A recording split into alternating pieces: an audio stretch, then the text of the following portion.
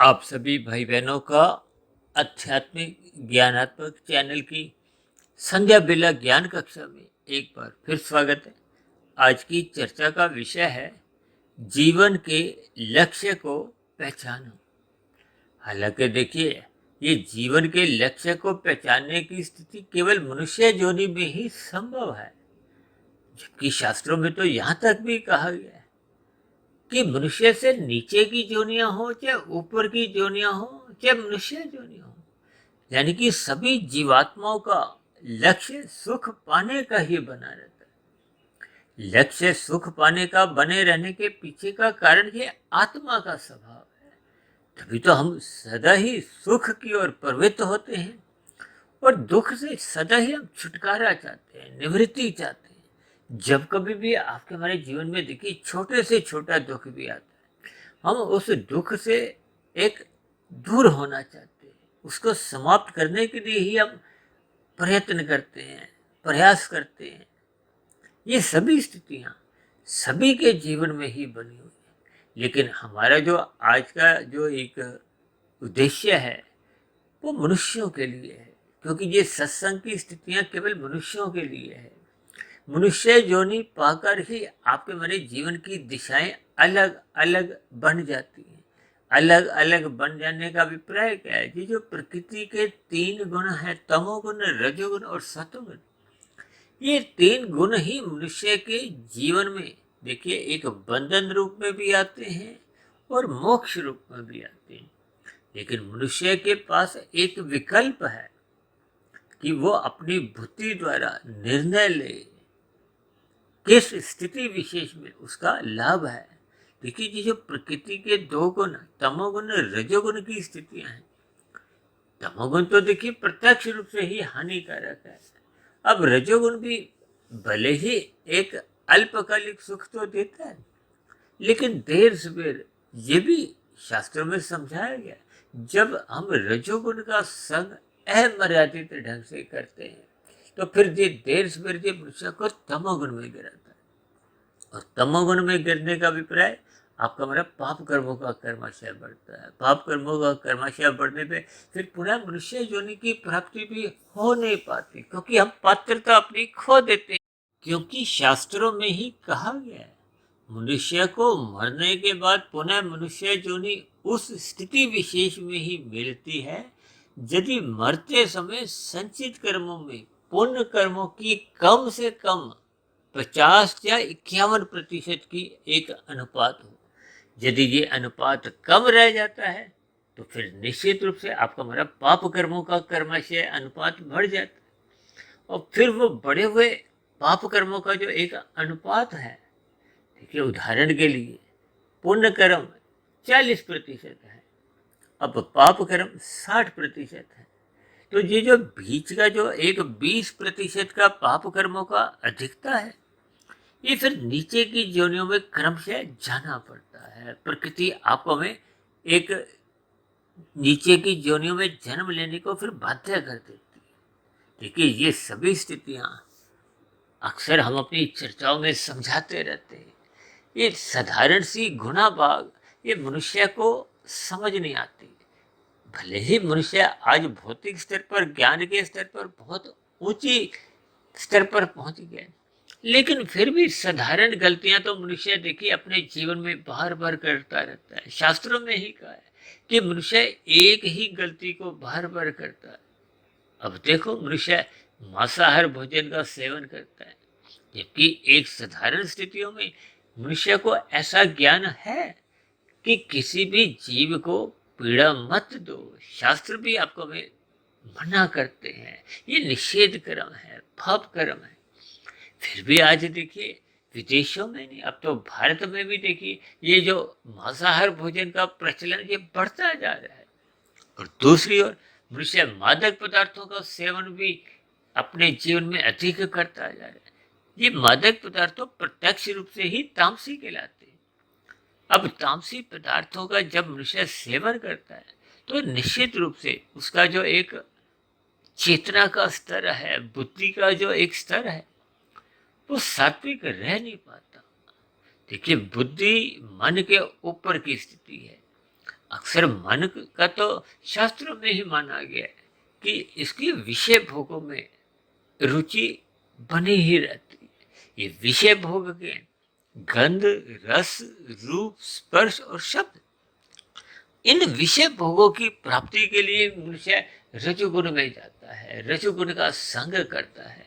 ये जो मनुष्य अपने जीवन में भौतिक शिक्षा में भी जो अपने जीवन के 20, 25, 30 वर्ष लगाता है, उसके पीछे का लक्ष्य भी क्या है कि अधिक से अधिक संसारी सुख, प्रकृति के सुख को मैं भोगूं।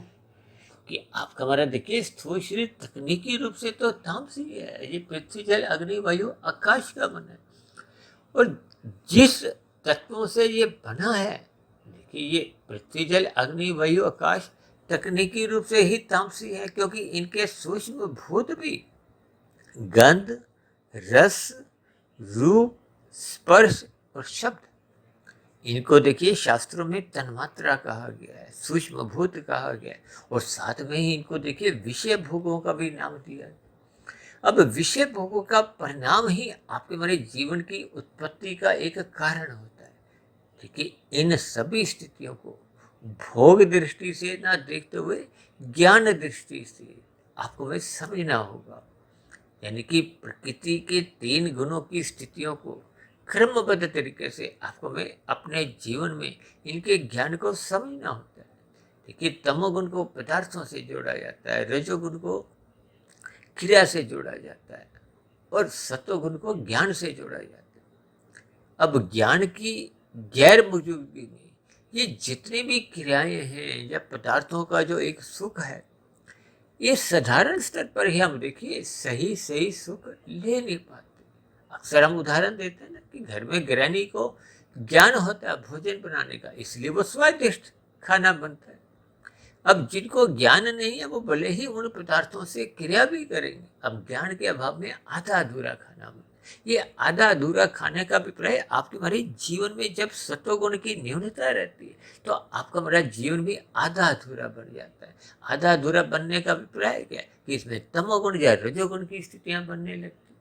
अब ये सत्वगुण की न्यूनता ही मनुष्य के जीवन में भटकाव की स्थितियां लाती है। देखिए सत्वगुण एक प्रकाश की स्थिति है। शाम को सूर्य के अस्त होते ही स्वाभाविक ही हम अपने घरों में प्रकाश करते हैं, क्योंकि अंधकार में आपको में तन के स्तर पर ही ठोकरें लगती।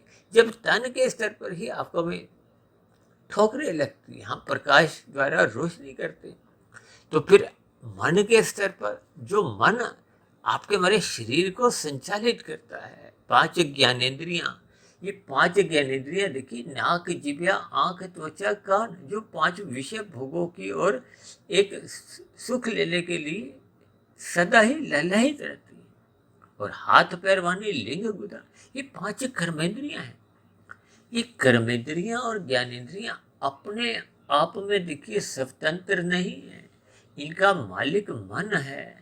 और मन के ऊपर भी देखिए इसका जो एक सुपर मालिक है, जो बॉस है, वो देखिए बुद्धि को बनाया गया। अब बुद्धि में सही गलत की पहचान होती है, इसलिए तो कहते हैं इस बुद्धि को सात्विक स्थिति में बनाए रखो। और सात्विक स्थिति तभी बन पाती है जब मनुष्य सत्संग करता है। देखिए ये सभी ज्ञान की कड़ियों को आप कर्मबद्ध तरीके से जब तक समझते नहीं हो तो मनुष्य अपने जीवन के लक्ष्य को पहचान नहीं पाता। क्योंकि आज हमने जीवन के लक्ष्य को पहचानो के साथ ही इन सभी स्थितियों पर प्रकाश डाला है, इसलिए इसको सफेद रंग से दर्शाया है। ये जो आज मनुष्य 24/7 की स्थितियों में विषय भोगों में ही लिप्त रहता है, इन विषय भोगों को भोगते भोगते आज तक किसी भी मनुष्य की देखिए तृप्ति हुई नहीं। अक्सर मन बुद्धि के स्तर पर उदासी बनी रहती है, खिन्नता बनी रहती है, मन बेचैन रहता है। अब कोई देखिए उद्योगपति हो, चाहे फिल्मी जगत का सुपरस्टार हो, खेल जगत का नामी गिनामी खिलाड़ी हो, राजनीतिक गलियारों में भी वो चाहे राष्ट्रपति हो, प्रधानमंत्री हो, जब तक ज्ञान के स्तर पर उसकी एक प्रधानता नहीं आती या सत्वगुण की प्रधानता नहीं होती, तो फिर उसके जीवन में ये जो भौतिक स्थितियां हैं या भौतिक उपलब्धियां हैं, इन्हीं को पाने का ही एक लक्ष्य बना रहता है, जो कि अर्थ और काम से ही संबंध रखती है। देखिए, शास्त्रों में तो 4 पुरुषार्थ कहे गए: धर्म, अर्थ, काम, मोक्ष। अक्सर मैं बार बार कहता हूँ, शास्त्रों में एक एक शब्द बहुत ही नपा तुला और क्रमबद्ध तरीके से कहा गया है। पहले धर्म को रखा गया है, अर्थ को कहीं भी प्रथम स्थान पर रखा ही नहीं गया। आज मनुष्य ने अपने जीवन में अर्थ को, धन को ही पाने का एक लक्ष्य बना लिया। किस लिए? देखिए, धन अपने आप में कोई खाने की चीज नहीं। हम नाश्ते में कभी भी 500 का 200 का नोट नहीं खाते, हम पदार्थ खाते हैं। ये धन से केवल हम अपने सुख सुविधा के साधन खरीद सकते हैं। इसलिए ये जो 5 भोग्य विषय हैं, गंध, रस, रूप, स्पर्श और शब्द, इनको मैं एक साधारण परिस्थितियों में 5 एस, सुख, सुविधा, स्वाद, सम्मान और सत्ता, इन 5 एस के इर्द गिर्द ही आपका हमारा जीवन बीतता है। चाहे कोई देखिए धर्मानुसार इन स्थितियों को प्राप्त करे, चाहे निषेध कर्म, पाप कर्म करता हुआ भी मनुष्य इन 5 स्थितियों को ही प्राप्त करना चाहता है। अब इन सभी स्थितियों के पीछे देखिए, शास्त्रों के जो विहित और निषेध कर्मों की स्थितियों को शास्त्रों में जो समझाया गया, उन स्थितियों को जब तक मनुष्य समझता नहीं है, तो फिर मनुष्य का वर्तमान मिले हुए जीवन में कर्माशय बिगड़ जाता है, संस्कार बिगड़ जाते हैं, जिसके फलस्वरूप मनुष्य अपने मिले हुए जीवन में उन्नति तो कर नहीं पाता, अधोगति की स्थितियों को सहज ही प्राप्त होता है। ये अधोगति की स्थितियों का अभिप्राय नीचे की 80 लाख प्रकार की योनियों से है।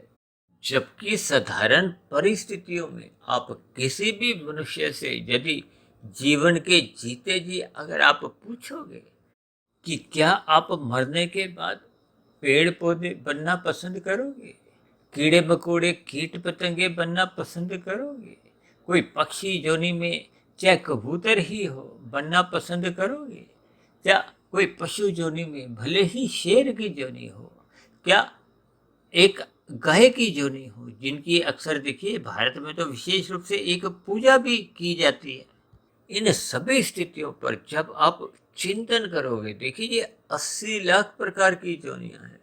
80 लाख प्रकार की जोनियों में शास्त्रों में ही कहा गया है 20 लाख तरह की वनस्पति जोनियां हैं, 10 लाख तरह के पक्षी हैं, 11 लाख तरह के कीड़े मकोड़े कीट पतंगे हैं, 9 लाख तरह के जल में रहने वाले जीव हैं और 30 लाख तरह के पशु हैं। ये कुल मिला के 80 लाख हो जाते हैं। और शेष जो 4 लाख की जोनी है, उसमें केवल मनुष्य जोनी को ही जन्म मरण के बंधन से मुक्ति पाने का एक अवसर मिलता है। अब इस अवसर का लाभ वही मनुष्य पा पाता है जो इस दिशा की ओर साधना करता है, आध्यात्मिक उन्नति की दिशा की ओर चलने लगता है, जिसका भगवान श्री कृष्ण जी ने 3 साधना के योग बताए हैं: कर्म योग, ज्ञान योग, भक्ति योग। लेकिन ये योग की स्थितियों पर पहुंचने से पूर्व मनुष्य की जो एक स्थितियां हैं, उसको इन 3 गुणों से ऊपर उठना होता है। इन 3 गुणों से ऊपर उठने का अभिप्राय क्या है? ये जो तमोगुण और रजोगुण की स्थिति है, ये बंधनदायक है। देखिए, रजोगुण में हम धर्मानुसार अपने सुख को सुनिश्चित करते हैं और अपने कर्मों द्वारा अन्य मनुष्यों को, अन्य जीवों को पीड़ा नहीं देते, ना दुख देते, ना सुख देते, केवल अपने सुख को सुनिश्चित करते हैं। विधि विधान द्वारा जो विहित कर्म बताए गए, ये एक राशि साधारण पुण्य कर्म है। इसी तरह शास्त्रों में देखिए सात्विक पुण्य कर्मों का उल्लेख आता है, जो विशेष प्रकार के देखिए एक परोपकार के कार्य है। जैसे हम देखते हैं ना, संसार में लोग निर्बल मनुष्यों की सहायता के लिए अनाथालय बनाते हैं, इसी तरह वृद्धाश्रम बनाते हैं, और भी देखिए निर्बल मनुष्यों की सहायता के लिए ये जो संसार में या भारत में विशेष रूप से आप भंडारे की स्थितियां देखते हो, ये भंडारे की स्थितियां भी देखिए परोपकार के कार्य। देखिए, जब जब हम परोपकार के कार्य फल पाने की इच्छा से करते हैं, तो ये सात्विक पुण्य कर्म माने जाते हैं। ये राशि पुण्य कर्मों से बहुत अधिक अच्छे माने जाते हैं। ये मनुष्य को परमात्मा की ओर ले जाने वाले होते हैं। लेकिन जब जब आपका हमारा लक्ष्य संसार को ही पाने का होता है, भले ही परोपकार के कार्य करते हुए, लेकिन ये सभी स्थितियां भी देखिए बंधनदायक मानी गई हैं।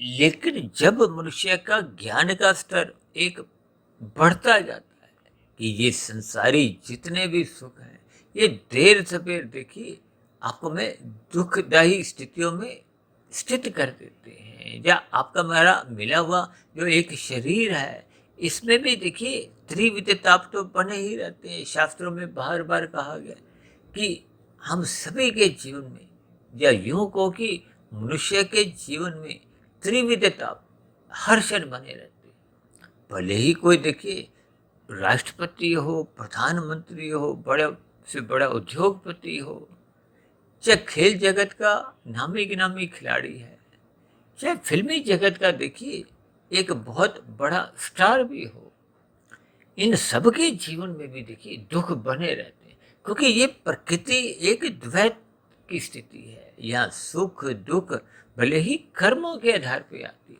लेकिन फिर भी क्योंकि सभी मनुष्यों को कर्म करने की स्वतंत्रता है, तो त्रिविध ताप की स्थितियां सहज ही उत्पन्न होती हैं। हमें स्वयं अपने पाप कर्मों का ही दुख रूपी परिणाम नहीं भुगतना होता, अन्य मनुष्यों द्वारा जो पाप कर्म होते हैं उनका भी एक परिणाम रूप में आपको भी कभी कभी दुख मिलते हैं। प्रकृति के वातावरण में कुछ जो प्रतिकूल परिस्थितियां बनती हैं, उनके कारण भी आपको में दुख मिलते हैं।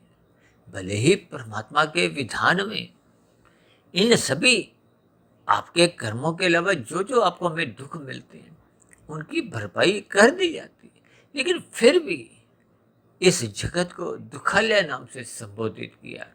इसीलिए तो कहा गया है, मनुष्य जोनि पाकर हमें आपको परमात्मा को पाने का एक लक्ष्य बनाना चाहिए। उस लक्ष्य का ही नाम देखिए शास्त्रों में 4 पुरुषार्थों में मोक्ष का नाम। यानी जब इस संसारी सुखों के जो एक मोहनात्मक स्थितियां हैं, इनसे आपका हमारा जब मोह ज्ञान पूर्वक एक नाश होने लगता है, क्षय होने लगता है। देखिए, मोक्ष का अभिप्राय ये है कि जब मोह का ज्ञान पूर्वक क्षय होता है, नाश होता है, या आपको दूसरे सरल शब्दों में यूं कहो कि प्रकृति के विषय भोगों से जब आपका हमारा ज्ञान पूर्वक वैराग्य होने लगता है, उस स्थिति विशेष में ही मनुष्य का फिर परमात्मा को पाने का एक लक्ष्य बनता है। क्योंकि परमात्मा एक सच्चिदानंद आनंद स्वरूप सत्ता है। आत्मा मात्र सत्य चित्त है, और ये जो माया है ये मात्र सत्य है, ये चित्त भी नहीं। इसलिए तो इसको जड़ कहा गया। अब जड़ पदार्थों का जितने भी सुख हैं, मैंने अभी बताया ना, बड़े से बड़ा सुख भी ये देर सवेर देखिए दुखदायी होते हैं। इन सभी स्थितियों को जब मनुष्य ज्ञान पूर्वक इस बात को समझ जाता है, यही तो देखिए बार बार कहा गया है कि सत्संग करो, सत्संग करो। किस लिए? ताकि एक तो मनुष्य तमोगुण की स्थितियों में गिरने ना पाए। ये तमोगुण की स्थितियां ही मनुष्य में पशु वृत्तियां उत्पन्न करती है। अब तमोगुण आपके हमारे जीवन में फिर अधोगति का कारण बनता है। इसलिए बार बार कहा गया है, तमोगुण से 10 गुना अच्छा रजोगुण है, रजोगुण से 10 गुना अच्छा सतोगुण है, और सतोगुण से भी 10 गुना अच्छा, हम अक्सर बार बार कहते हैं, विशुद्ध सतोगुण है, यानी कि परमात्मा की स्थिति है। क्योंकि परमात्मा एक आनंद स्वरूप सत्ता है, परमात्मा एक अद्वैत की स्थिति है, जबकि ये जो माया है ये द्वैत की स्थिति है। सुख दुख, गर्मी सर्दी, लाभ हानि, ये सभी स्थितियां बनी रहती हैं। इसलिए हम सभी भाई बहनों को अपने मिले हुए जीवन में ये जो 4 पुरुषार्थों में जो मोक्ष की स्थिति है, यानी कि अपने जीवन का लक्ष्य परमात्मा को पाने का कहो, मोक्ष का कहो, इस जीवन में ही हम अपना लक्ष्य बना सकते हैं, और उस बने हुए लक्ष्य की प्राप्ति के लिए साधना करनी आरंभ कर सकते हैं। इन्हीं साधना के लिए ही भगवान श्री कृष्ण जी ने कर्म योग, ज्ञान योग, भक्ति योग, ये 3 रास्ते समझाए हैं। ये योग का अभिप्राय आत्मा और परमात्मा की सम्मुखता से है, जब तक आत्मा परमात्मा के सम्मुख नहीं होती या जितने अंश में सम्मुख होती है तो उतने उतने अंश में आपको में परमात्मा का आनंद मिलता है। तो परमात्मा के सम्मुख होने का दूसरा लाभ क्या है कि आपका हमारा ज्ञान कभी भी आवृत नहीं होता। और जब जब हम देखिए ये रजोगुण की ओर सम्मुख होते हैं प्रकृति के विषय भोगों को भोगने के लिए, तो ये प्रकृति का जो रजोगुण की स्थिति है ये आपका हमारा सतोगुण ही कमजोर करती है। जब ये सतोगुण ही आपका हमारा कमजोर करने लगती है तो फिर विशुद्ध सतोगुणी सत्ता परमात्मा से हम विमुख होने लगते।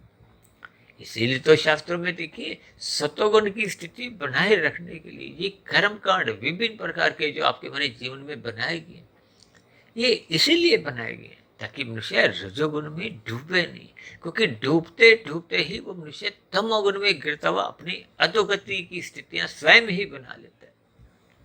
तो इन सभी स्थितियों पर आपको हमें चिंतन करते हुए अपने जीवन के लक्ष्य को पहचानना होगा।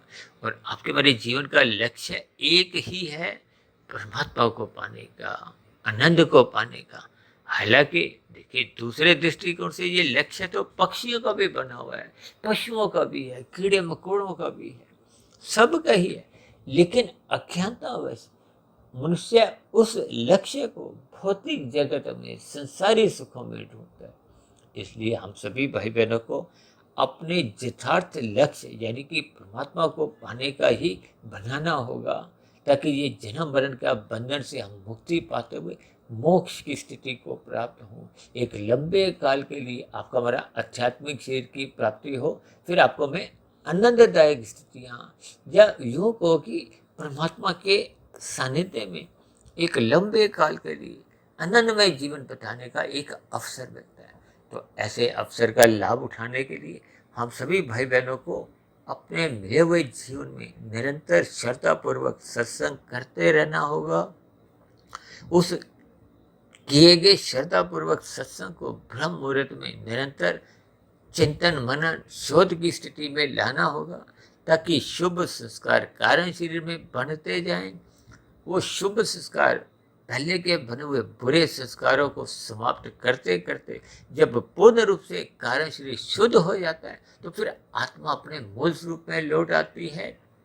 तो फिर स्थूल शरीर के मरने पे नए भौतिक जन्म का कोई कारण नहीं बनता, क्योंकि कारण शरीर में जैसी जैसी स्थितियां बनी होती हैं कर्माशय की संस्कारों की, फिर उसी आधार पे ही देखिए अगली जोनी का निर्धारण होता है। और इसलिए हम सभी भाई बहनों को अपने मिले हुए जीवन में अपने लक्ष्य यानी कि परमात्मा को पाने का ही बनाना होगा, और इस दिशा की ओर निरंतर आपको हमें अग्रसर होना होगा, साधना करने का प्रयास करते रहना होगा। तो ऐसी सभी शुभ स्थितियाँ हम सभी भाई बहनों के जीवन में भी बनना आरंभ हो। इन्हीं शुभकामनाओं के साथ चर्चा विशेष को यही विश्राम देते हैं। कल सुबह फिर मिलते हैं ब्रह्म मुहूर्त ज्ञान उपदेश कक्षा में। तब तक आप अपने आध्यात्मिक मित्र सुधीर भाटिया फकीर को इजाजत दें। आप सभी भाई बहनों को बहुत बहुत शुभ रात्रि, और सुबह ब्रह्म मुहूर्त में उठने के लिए, ताकि परमात्मा को पाने का आपका हमारा लक्ष्य बने। मेरी ओर से बार बार बहुत बहुत शुभकामनाएं। फिर भी चर्चा संबंधित आपके मन में कोई प्रश्न उठ रहा हो, कोई मेरी कही गई बातों पे आपको कोई आपत्ति हो, तो आप अपने प्रश्नों को नीचे दिए गए कमेंट्स बॉक्स पर जाकर लिख सकते हो। आप अपने सुझावों को और अपनी शिकायतों को भी नीचे दिए गए कमेंट्स बॉक्स पर जाकर लिख सकते हो। अब चर्चा विशेष को ध्यानपूर्वक सुनने के लिए आप सभी भाई बहनों का भी बहुत बहुत धन्यवाद।